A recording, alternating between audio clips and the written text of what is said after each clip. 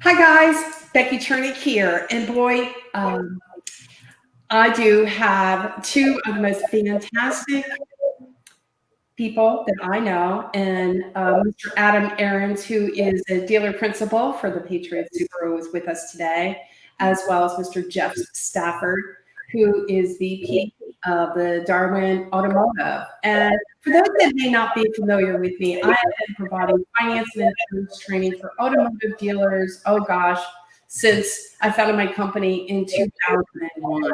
So today we are going to be discussing, what's going on in the industry as it pertains to some of the challenges that we're facing today with this coronavirus, and especially is our dealer operations changing, or will they change? Because perhaps maybe our customers are changing.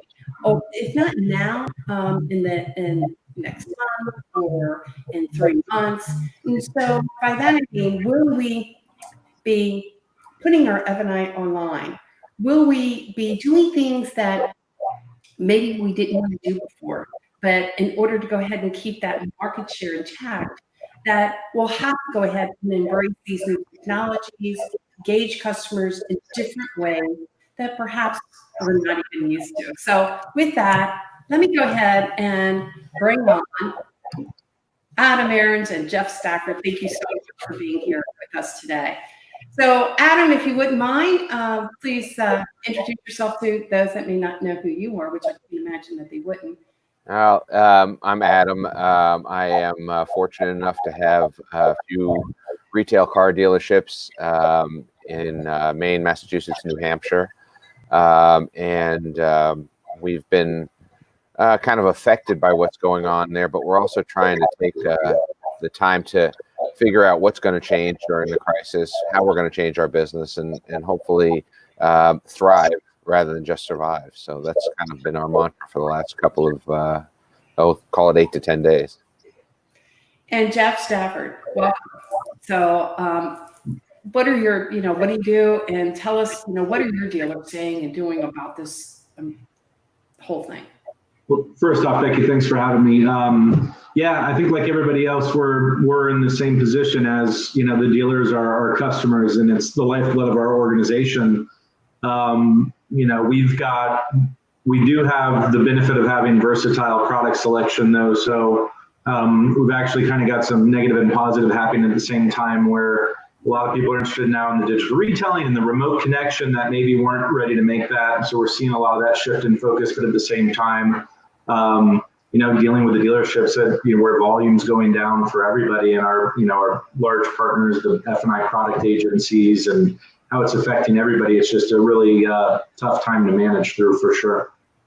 Yeah, I can imagine that. I have been talking about, and especially in our F&I roundtables, both of you have attended, and both Adam, you're kind enough to be a keynote speaker for us, as well as Mr. Jeff Stafford, your company Darwin, has presented at our events. And we've talked about the importance of really engaging customers the customer way. And what exactly is that?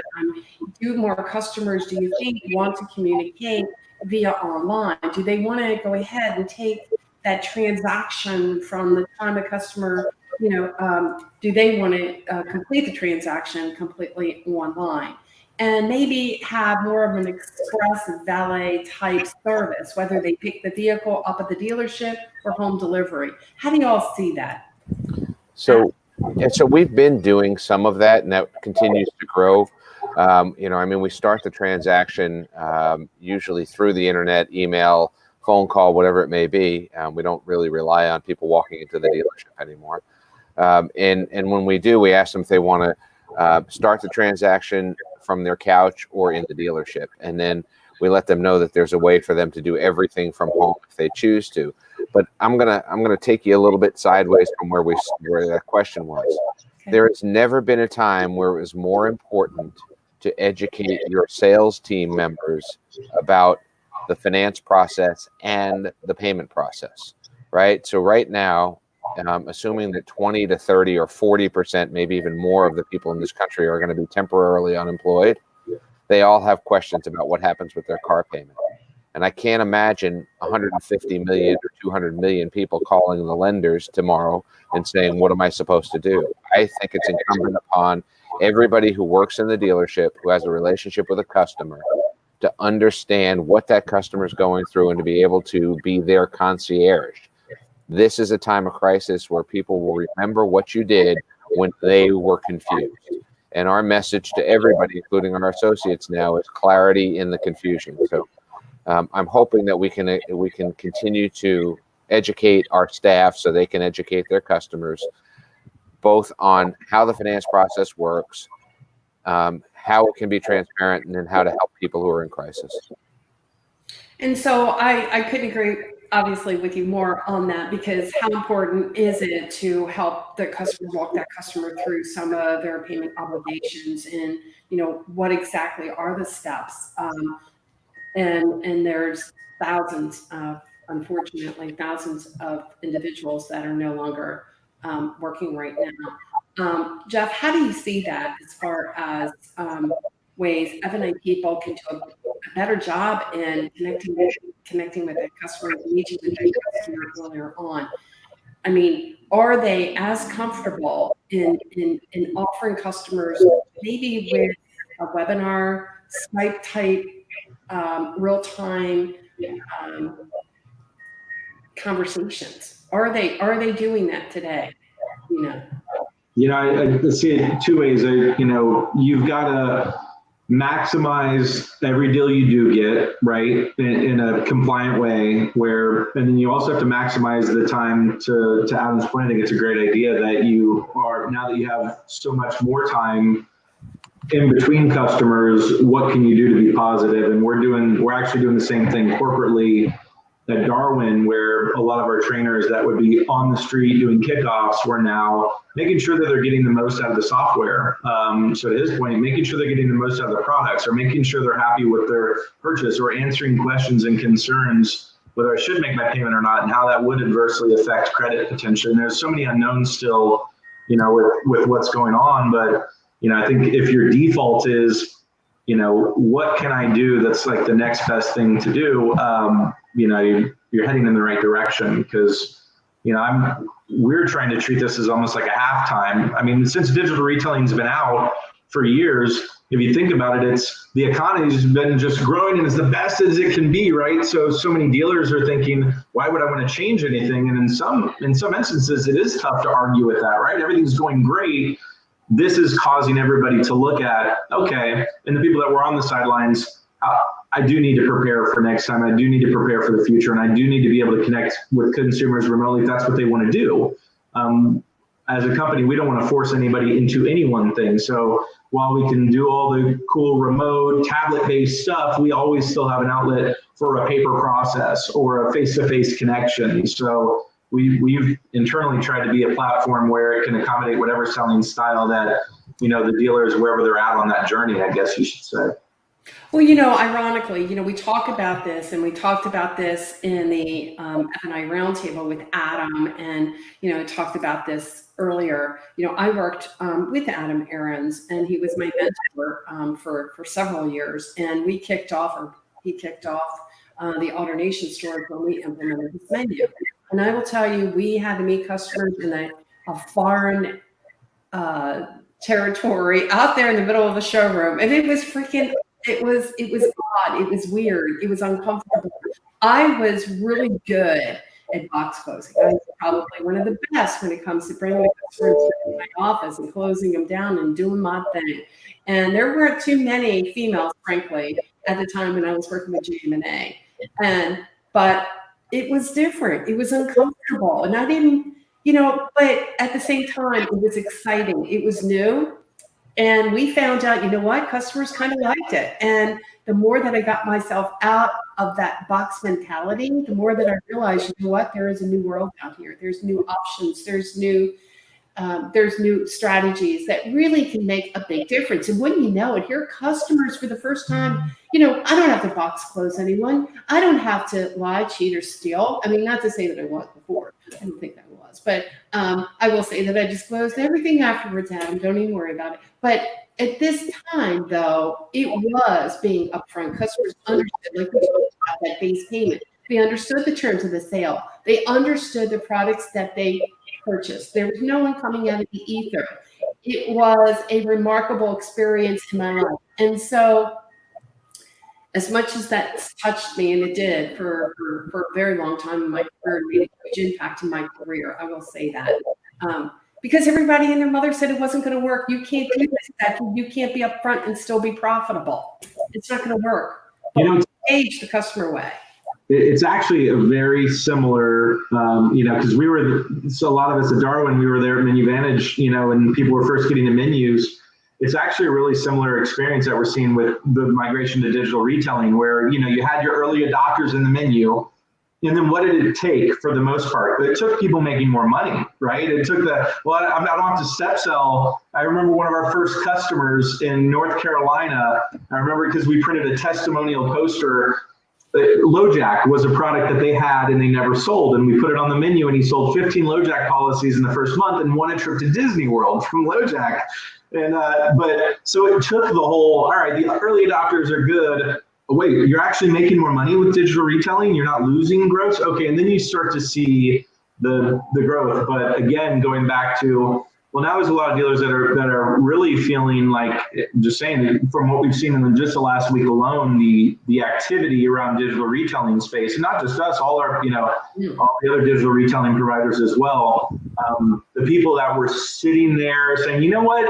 Do I want to push the change? I remember reading a book about some great leader in a company that basically forced his companies into crisis, because it forced the change that they wanted, and they would always come out on the opposite side stronger, right? So I do feel like they're going to see that it is a good time to migrate. And I don't want this to be a product pitch, but wherever they end up going for digital retailing, I will tell you, even though I had my own hesitations early on, I've only seen positive from it, giving the customers the experience that they want, or in this case that they're kind of forced to have. It's only going to be more powerful and make you better in the long term. And with that, I think I scared Adam off. I don't see him in the little box anymore. I don't either. I don't know where he's at. Once he comes back, I'll put him on. I don't know what happened, Mr. Adam. He was there. He was at the pool, and next thing you know, maybe an alligator got him. I don't know where he's at. What the heck? I mean, I don't know. He just is gone. But hopefully, Mr. Adam definitely will turn back. A couple of things I want to do.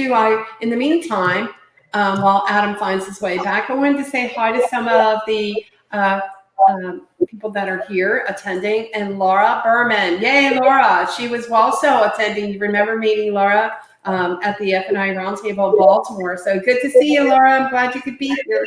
Now, I have some others who are commenting. Unfortunately, they're not on my timeline, or I don't think my friends. And frankly, I don't know who's responding. So I'm so sorry about that. But one is a Facebook user says, this is our future and we got to start embracing that. I don't know who that is, but I couldn't agree with you more. We definitely need to embrace this whole thing. Mike Connolly, he says, thanks for putting this together. You're welcome, Mike. And feel free to pitch in. I really appreciate it. Anthony Santangelo. Oh my God. Let's go. Carlos Whitlock. And thank you, Becky. This was well put together, well thought out. Well, hopefully we haven't lost Adam Aarons. Here he comes. I think I got him. I'm going to add. It wasn't easy. What happened to you? We think the internet went out at the house. That is a endorsement of Xfinity, Comcast. Ooh, I have Xfinity. So it happens occasionally. Somebody does something, but I don't think I was gone too long.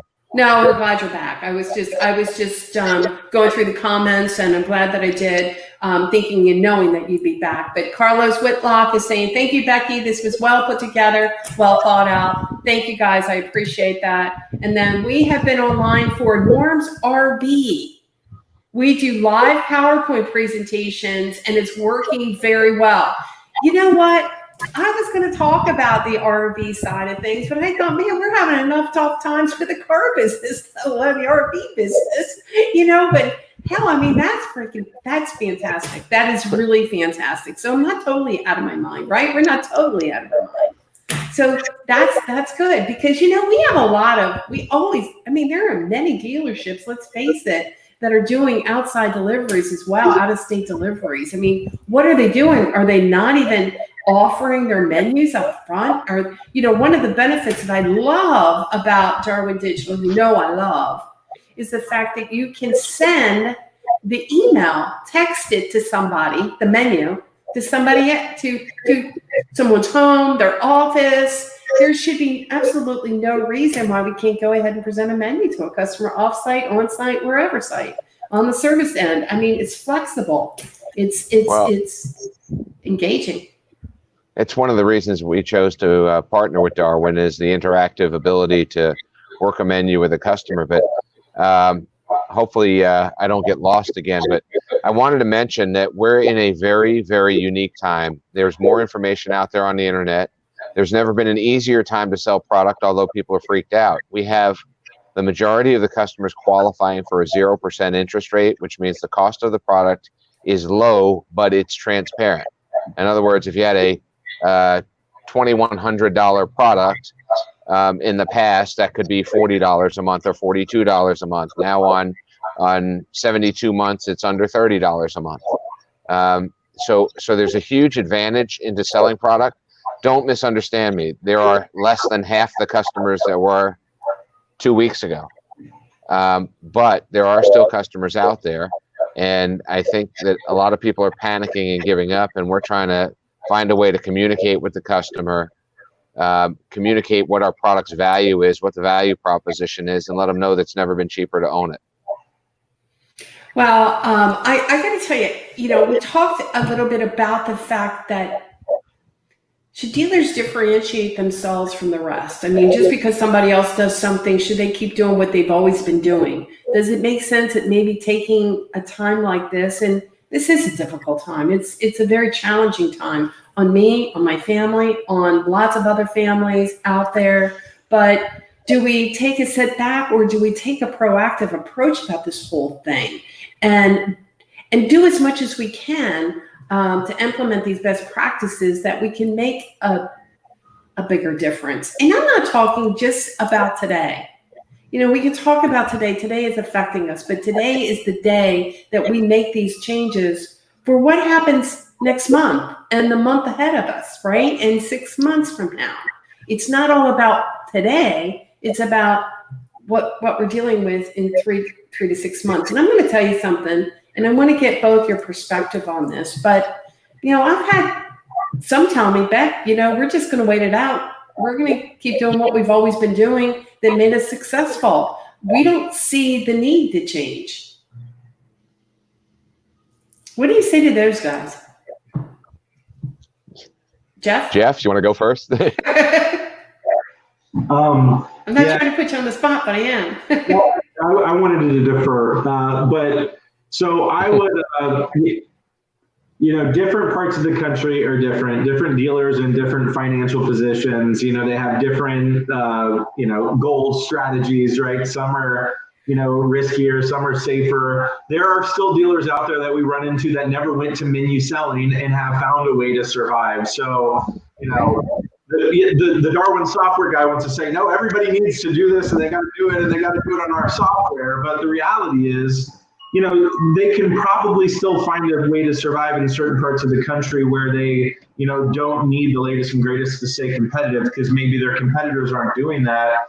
But I'm just my personal opinion from everything we've seen, and we've got a pretty good, I mean, Darwin's on pace to deliver a third of the new cars in North America this year. So we have a pretty good subset of dealers that we're, you know, visible into and seeing the activity. You know, to me, it's like you can build a house with a manual screwdriver still, but you can do so much better with automated tools. Why would you still want to take forever to build the house? It's like a no-brainer.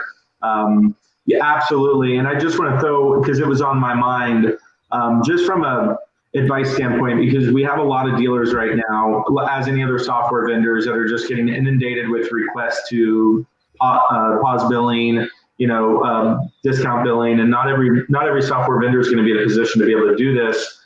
But an alternative could also be to call those vendors and get trained up on how to use, because nobody uses all the technology that they have at their fingertips. Typically they get on board and they use a fraction of it. I think the JD Power study said we use 27% of the technology available. And my mindset is they will absolutely profit more from our tool and most other tools if they actually took the time and did remote trainings, understood all the feature advantage benefits, and maximize those deals that they did have. There's typically found revenue in any instance like that. So in addition to looking at new technologies, it's also making the most of the technology you have today is really huge. And you can do that for free, right? With just a little bit of time invested. Well, I think it's really important, especially today. I mean, now when things are a little bit slower, why don't we take the time to find out what technology we actually do have and that you've been paying for, and seeing better ways to implement these technologies into your everyday business practices. See, what ends up happening, and again, I'm in these dealerships. I don't have the ability to work with Adam all the time, right? And I mean that in the best way. I really do. But sometimes, you get that fight. Well, this isn't working. That's not working. And I challenge you because technology doesn't work on its own. You don't work on its own. I mean, you can't just plug and play. And I can't. And I've been saying this for, 4 years now. A digital menu is great, but it takes the driver behind the seat that matters. It's a behavioral change. And it's not just, hey, by the way, I want you to go ahead and do this thing, and oh my God, you're going to be great at it. Because here's the reality. They're going to take that freaking iPad and they're going to sit it on the desk somewhere, let it collect dust, or in that drawer, and nobody's going to do anything. They're not going to do it. They're going to go back to a paper menu because this technology, they got to get buy-in. They've got to create the idea and the behavior behind it to get a greater impact. Adam? Well, I was going to say that crisis creates change. Most of it's positive, but if you wrote that into your notes, that's great. The second thing you need to have in your notes is people hate change, right?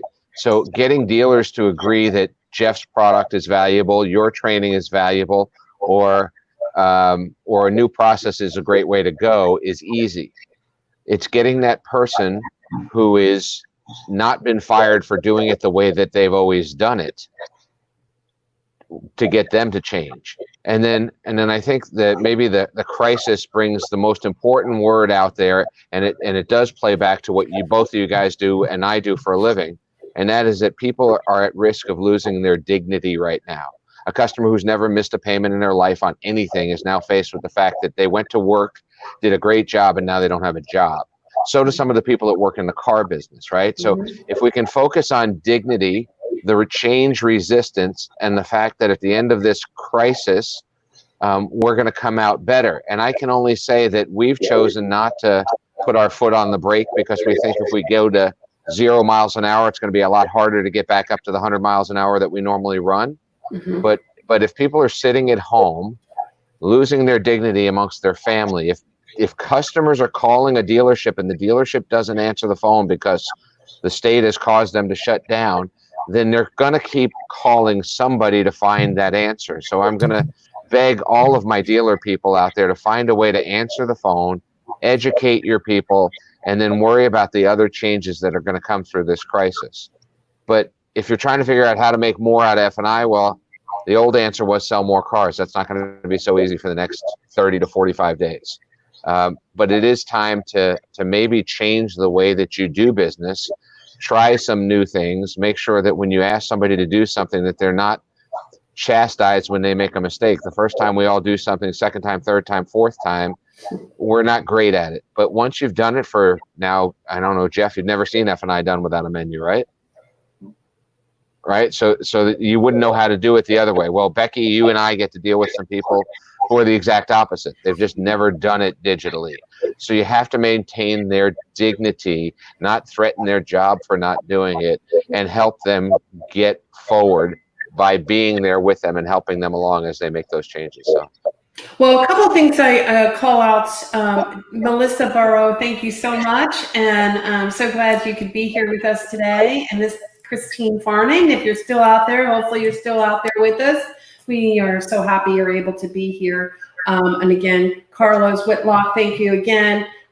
We appreciate you. Rick McCormick, great. We're glad you can make it as well to our Facebook Live today. But, interesting enough, I was having conversations, as you know, with I know a lot of people, and I believe that it's important to have and to differentiate ourselves and be more consumer based, and obviously protecting the customer's investment. And one thing I do want to point out there, there was a product years back, we talked about this, Adam, and I don't know if it was actually called Gap Plus or what it was called at the time, but it's back, and it's back on steroids. And what this product does is it's not only a Gap product, it takes care of up to 96 months. It's 150% of the NADA retail, and pays up to as much as $125,000. I mean, and so if in the event the customer has an accident, that sort of stuff, the customer's taken care of. But not only that, unemployment. So if the customer loses their job, they have the ability to defer payments for 3 months. And I think maybe you might recall that program back in the day with Hyundai offered that.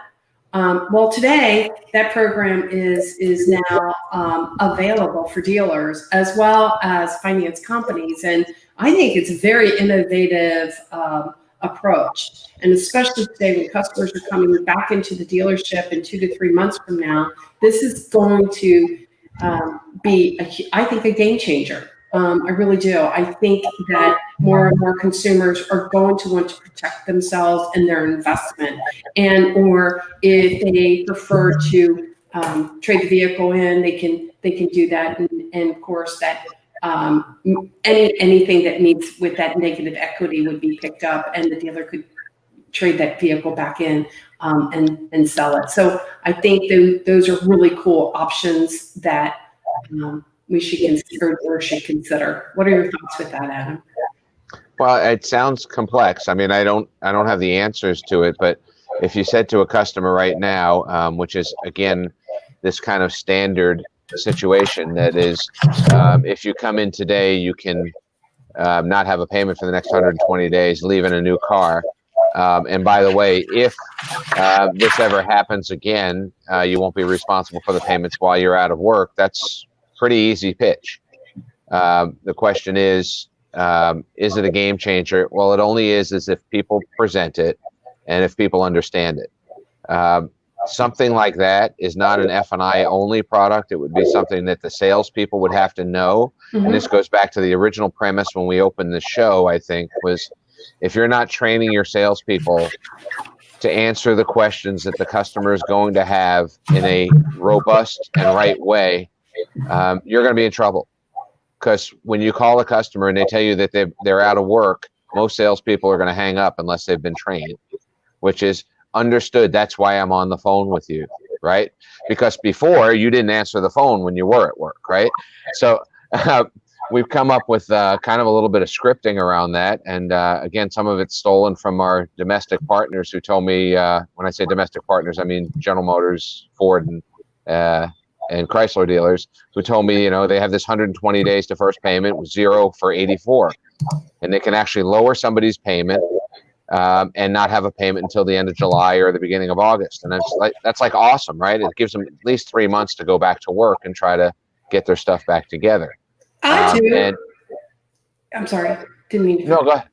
No, I do. I think that anything that we can do to kind of create a more offer customers more flexibility and safeguard during tough times, I think is really important. I do. I wish this was available to me when I was leasing or buying my vehicle, but and I do believe let's talk a little bit, but I don't want to go too much into that. But I believe salespeople have to be trained up. What are we doing? Why aren't we training salespeople? You know how I feel about that, don't you? Why aren't we doing a better job training salespeople on these products? I'm not saying that salespeople need to sell the products, but they should have an understanding of what is available to their customers. I mean, they're the backbone of the dealership, for crying out loud. Why can't they plant the seed? Because the F&I manager doesn't want to change. The F&I presenter doesn't want to change. The F&I department gets rewarded for doing it the way they've always done it. And even if that way they've always done it was been a menu or whatever it is. And there's risk for whatever reason to educating your salespeople about the process. The problem is if you don't, they're still going to answer the question like they know. It just might be the wrong answer. Yeah, absolutely. Robert Moore has said, taking a crisis for dealers to jump into the digital retailing. He's never seen so many dealerships and salespeople actually push buying online and home deliveries. Go figure. And I think Robert is from New York. I think he's in that New York area. And if I'm not mistaken, Jeff, where do you live? In New Jersey? Well, our corporate office is in Jersey, but I'm in Central Florida.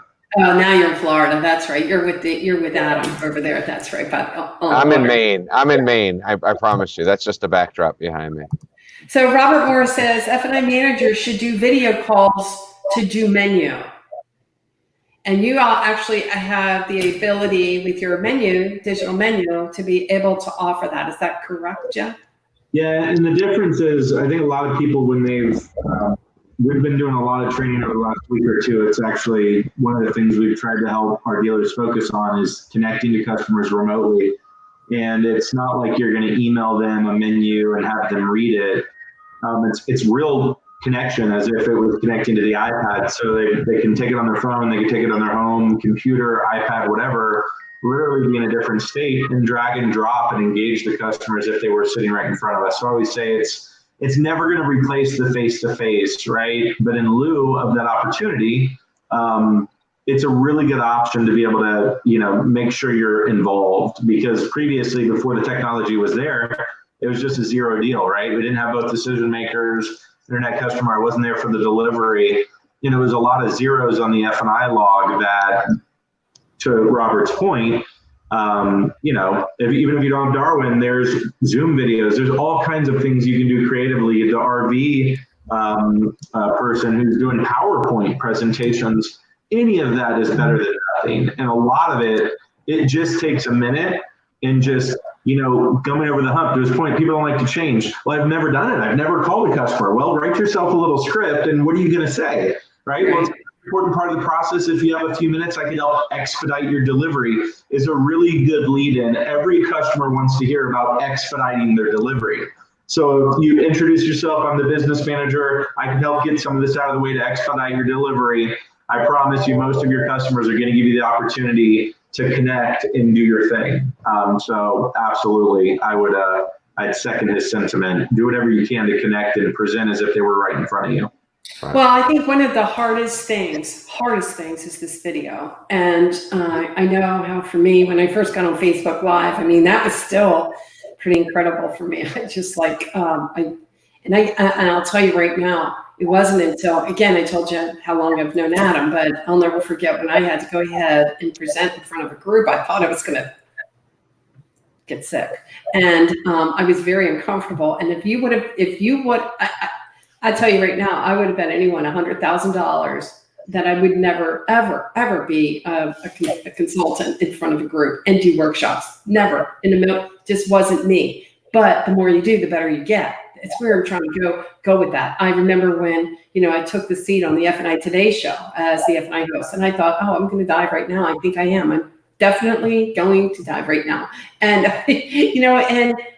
it was uncomfortable for me. It really was uncomfortable for me. It was uncomfortable for me when I went out there at the AutoNation stores and then meeting customers there. And it was uncomfortable for me when I was doing workshop training, when I went on the F&I Today show. But the thing is, you learn, you just get better at and go forward, right, with that. And it's a learned behavior. It just is. But once you keep doing and you're just going to get that much better at it. And I'm sharing that because I think it is important for people to realize, yeah, at first it's not so comfortable. Everyone here is practiced to be up and present, but there's a lot of people out there that are very uncomfortable in video. They just are. It's a skill set that Dignity. Yeah. Dignity. It is. Video is important. You can do it with just audio too, and just the shared document. So if it's the actual video that catches you up, you can still be effective with just audio and the shared document. But Becky, you are living proof that you can sell product over the phone, because I'm all up on this Hyundai assurance product now. And I didn't, I tell you, before I came to the dealership, I don't know that I was sold, but you sold me. So. Well, I just want to hit on this a little bit because I don't think I was as thorough as I need to be, but I didn't have the paper in front of me. But I'm going to tell you right now, this thing is amazing. It is a worry-free borrowing. It is one smart worry-free protection, covers depreciation resulting in negative equity, the highest coverage limits in the marketplace, installment loans and leases, numerous qualifying events, total loss or uncovered theft, involuntary unemployment. That's huge. It's so to not their own fault, they get discharged from their job. I mean, come on. They can either turn the vehicle in, walk away, or they decide, you know what, I'll probably go ahead and defer payments for 3 months, and they can, and not have their credit affected because of it. I mean, it doesn't get any better than that. Permanent change of station, military, self-employed, personal bankruptcy. Does that happen to good people? You bet. Loss of driver's license due to illness or injury, not because of drunk driving. Just saying. I think it was Walkaway was the name originally. That's exactly right. That's exactly right. It was Walkaway. And Canada, right? Originally, and then Hyundai Assurance, and then another provider picked it up. I had a buddy that was rolling that out, and back again, economic crisis, and it was an extremely, I mean, it just came out of the gate, and the growth was insane. It's probably, I would imagine that would happen again, given the environment we're in right now. It's going to be, I think it's going to be absolutely phenomenal. And it's a great differentiator from the rest. Dealers can actually offer this to all their customers across the board, 1 year of policy if in the event they were to lose their job. They have the ability to turn the vehicle in, or even take the 3-month deferred payment option. So it's so freaking cool. And it is steroids, Kaplan steroids, I meant to say. But I think it offers a tremendous amount of opportunity there. Eliminate any total loss deficiency, return your vehicle, free yourself from payments, positively eliminate your loan or lease balance. Enjoy 90 days of payment relief, protect your credit. So a lot of dealers are offering that as a 1 year, and then customers can upsell. They can upsell to more coverage and more time. So yeah, I think that is a differentiator for sure. Laura Berman, we Triton have partnered with Darwin as well, and they could not be more supportive. Thank you, Jeff and Nick. Wow, you go, girl. She's amazing, Laura. She's amazing. Kenneth Jarman, may be a good time to collect SNPs digitally as well. Yes, it's shameful, but it's so right. Absolutely. Let's see what else we've got going on here, guys. Darwin is a game changer. Yay! I write down these names to figure out who to PayPal after this. So that is, I got it. Thank you. Just send them toilet paper. If you send them toilet paper, they'll keep plugging you. Teresa Drum, the human brain resists change. That's all this is. So true. Rick McCormick, tech is not a fixer. It is a facilitator. It must be coupled with a creative commitment to change. Yes. Very helpful to see a variety of ideas to communicate. Thank you. I'm so glad you liked it. We have Robert Moore, dealers and managers looking to retreat to see where they can cut costs now. Instead, during this downtime for dealers, they are closed, and we're training and bring on board the technology that you've been considering to train on. So you can be up and running once we come on the other side. Couldn't agree more. It's very tough to cut through all the companies that have an agenda to sell their stuff. I'm going to stop on this because it's true. So dealers really have been, pounded on through all these technologies, all these processes, all these experts, all these, consultants, if you will, from their, from their insurance providers, you name it. Who do they believe? Who do they believe? Well, Becky, I think one idea for you is to offer some video training to 10 or 15 people that want to see themselves in the F&I office or who are new to the F&I office, and take them through that over the next 2 weeks. I think a lot of people are going to be home looking for something to do, and I don't know that you charge or not. That's up to you, but having a bench in our dealerships is going to be important because we're going to lose people from this business over the next couple of weeks, next couple of months. But I appreciate that you're out there sharing, and I can tell you that I am also a customer of Jeff's, and we are thrilled about the partnership, and thank you for doing what you're doing. Thank you, sir. Appreciate that. I'm just going to have a couple more comments here. We have a lot of people on this call, so if you bear with me, guys. Tammy Larson literally just watched this, then took a phone call from a guest who had anxiety about making her lease payments. What a great opportunity. Thank you. There you go, Adam. Doesn't he hit the nail on the head? That's for sure. Yeah, we got to answer the phone. We just got to answer the phone. Will be an option before your last delivery pays off their installment contract. And we are training. Good. And then we've got Alex Richardson. Any suggestion for lease customers where extended deferral payment options are not available? Adam, I'm going to throw that one Well, at you. I think the opportunity to do an analysis, whether or not there are going to be deferrals, because there may be, depending on the manufacturer. I think the government might support some of that, but it may be time to take them out of the car and put them into a new one. And the question is, are the leasing rules going to stay the same? Is it going to be first payments due today, or are they going to do 120 days till first lease payment? I don't know. But I think all that's going to shake out, and the fact that I think all the manufacturers are going to see about a 50 to 60% drop in sales this month, and it's going to get worse next month, might create some opportunities for them to step in and make some changes to the game. So hopefully with the stimulus packages that we're getting, will make a big difference. What about all these customers that might have lost their job? These STIPs, and how important it is to make sure that we're collecting some of these STIPs up front. That sort of stuff. You have so many dealers out there that just live on the dream, and that they do a lot of the spot deliveries, and we know how that all works. And I got to mention, we talked about the digital STIPs. I think that's going to be absolutely important to make sure that we're collecting these STIPs, and we got to get this stuff up front. How are we going to obtain loan approval otherwise? Well, supposedly loan approval is getting easier. That's the word that I'm hearing. At least that's what the captives are mentioning now, that they're going to be relaxed. Whether they really are or not, it becomes, whether it's a 1 day, 1 week phenomenon, 1 month phenomenon or not, I don't know. Okay.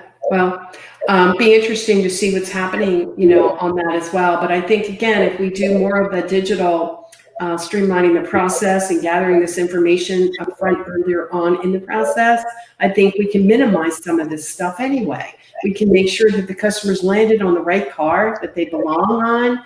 And at the same time, why not be able to present some of the product offerings that we have at the dealership? Why would we want to do that? Well, why would you ever do STIPs without before the delivery, right? Because again, I understand sometimes it's 11 o'clock at night and you're spotting a car, but if you're going to need the STIPs, I'm not telling you to keep a set of keys, but I do.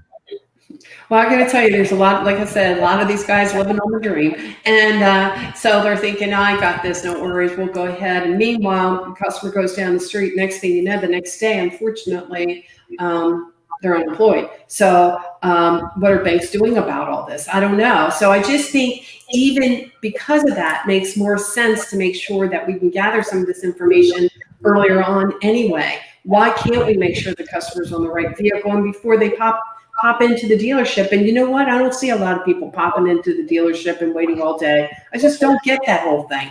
I don't see it. So I think that there's bigger and better ways that we can do that. And then of course we can either have the vehicle ready, cleaned up, almost complete. Now with Darwin, are you there yet? Walk us, if you don't mind, Jeff, walk us through that digital process, if you will. How far into that process can a dealer go with digital Darwin now? So you can, on a cash deal, you can go the whole way through. We cannot go the whole way through on a finance deal or a lease deal where we have to get different paperwork, right? The retail installment, all the other things that exist, that we don't have all the contracts and everything. But on a cash deal, you could actually go get your car online, pay now, buy, and do your deal. But the way we've built digital retailing is for the vast majority of customers that they're not ready to click a buy now, ship it, right? Even though you're seeing more growth in that segment, still the vast majority of the dealers, customers today that we serve, they just want to get further down the funnel and spend less time in the store. So you hear 60 minutes being that goal that a lot of dealers are like, let's get them in and out and provide more of a red carpet in 60 minutes or less. That's kind of a number that it seems like a lot of the industry is kind of falling on as kind of the key goal. And, for the dealers where they do average a 4 to 5 minute or 4 to 5 hour, that's a lofty goal out of the gate. And I would say that the technology is there now. Darwin's digital retailing definitely allows you to go from the beginning to the end and work payments and do appraisals and fill out credit, look at F&I protection, right? Literally, the whole deal. It's just getting the process around and the people and the training and making sure that everybody's on board with what that process is. And, if you're representing something online, backing it up in the store is huge. And I can't stress that enough. When you represent an image online and they come into the store and the experience is totally different, that's no bueno, obviously. So it's to Rick McCormick's piece. It's not the end all be all. The technology is there as a facilitator, but it's still going to take some human element training to make the marriage and the process work like you want it to. Well, I just wonder how many times as an F&I person, or does it make sense that an F&I person engages during that journey, the online journey with the customer? And if it's not the F&I person, why aren't we doing a better job in training up our BDC to communicate and engage earlier during that digital, journey with that customer and where they might be? Why can't, we get involved earlier in that and address and answer customer questions as it pertains to their financing to assure, again, that the customer is likely on the right vehicle that they qualify for, and maybe get some of these factors and variables out of the way, determine payment options in advance, and then at the same token, be able to share product offerings that make sense based off of the customer value needs of the customer. And that sort of thing. I'm not saying it's the end all, but at least, at the end of the day, we can, like you said, let's get most of this out of the way. So by the time the customers, either we're delivering a vehicle to their home or they come into the dealership, most of this stuff is out of the way. If I am a business manager in a dealership today, I think the role has to grow, and I think it has to grow in a way like you just said. I think they need to spend time with BDC.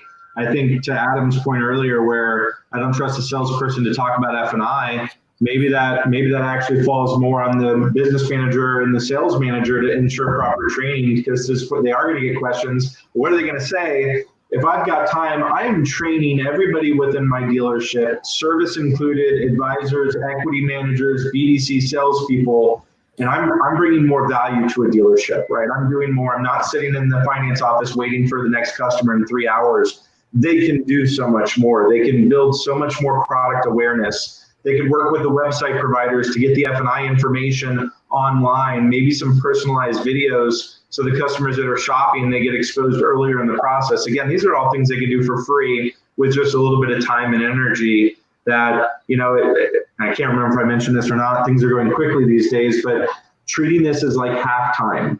where we had a really good first half, right? Well, now we get to plan and strategize because halftime's almost over and we got to go out and we got to fight the third and fourth quarters. What are we going to do to make sure that's better? And I think it's not just technology training, but it's working and maybe growing in areas where they, typically maybe they haven't had the time or just haven't thought about doing it because it's not a typical process.